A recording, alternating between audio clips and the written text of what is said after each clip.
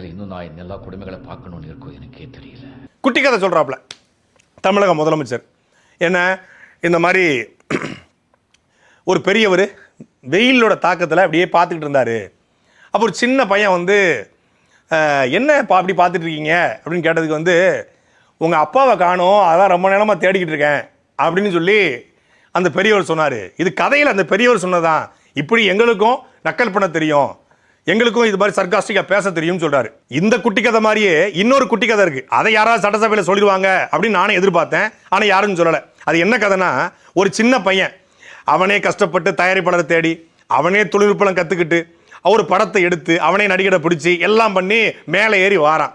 அப்போது அந்த தயாரிப்பாளர் போய் சொல்லியிருக்காரு, எப்பா உங்கள் அப்பா தான் பெரிய ஆள், உங்கள் அப்பாவுக்கு உங்கள் அப்பாவோட அப்பா உங்கள் தாத்தா சின்ன பிள்ளையிலேருந்து அவரை நடிகராக்கி அவருக்கு எல்லாம் பண்ணி கொடுத்து பேக்கப்பாக நின்னாரு. அது மாதிரி உங்கள் அப்பாவும் உனக்கு நிற்கணும்லப்பா, உங்கள் அப்பா சொன்னா ஒரு வார்த்தை சொன்னால் போதுமே அப்படின்னு அந்த பையன்ட்ட அந்த ஆள் கேட்டிருக்காரு. அதுக்கு அந்த பையன் சொல்லியிருக்கான், என் தங்கச்சியோட பட்டமளிப்பு விழாவுக்கே எங்கள் அப்பா வரமாட்டான், அவன் இதுக்காக வரப்போறாரு, இன்னுமாடா எங்கள் அப்பாட நம்பிக்கிட்டு இருக்கீங்க அப்படின்னு அந்த பையன் சொல்லியிருக்கான்.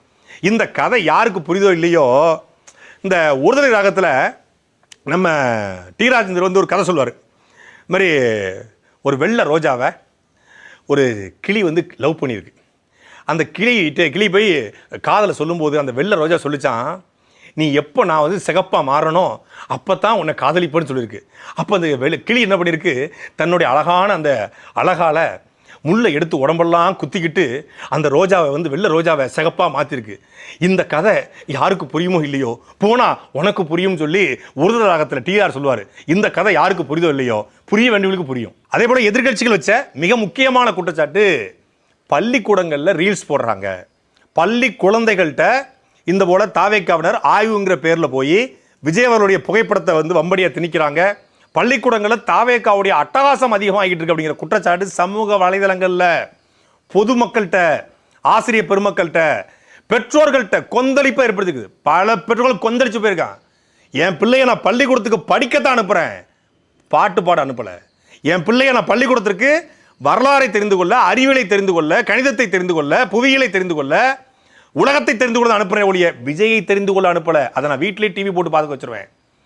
ஆனால் வம்படியாக போய் பாட்டை போட்டு விஜய் உருவப்படத்தை வரைஞ்சி வெயிலில் உட்கார வச்சு உயர்கல்வித்துறை அமைச்சர் வந்து பள்ளிக்கூடத்தில் வந்து வாடி வாடி வாடி கைப்படாத சீடி அப்படிங்கிற பாட்டுக்கு ஆடுறாரு. அதுனா வாடி வாடி கைப்படாத சீடி அப்படின்னு அந்த பிள்ளை கேட்டுச்சுன்னா என்ன பதிலை சொல்லுவார் உயர்கல்வித்துறை அமைச்சர் அப்படிங்கிற கேள்வியை பெற்றோர்கள் எழுப்புறாங்க. அதை எதிர்கட்சிகளும் எழுப்பும்போது வாயை ஒரு தடவை கூட திறக்கலை. அதுக்கு வாயை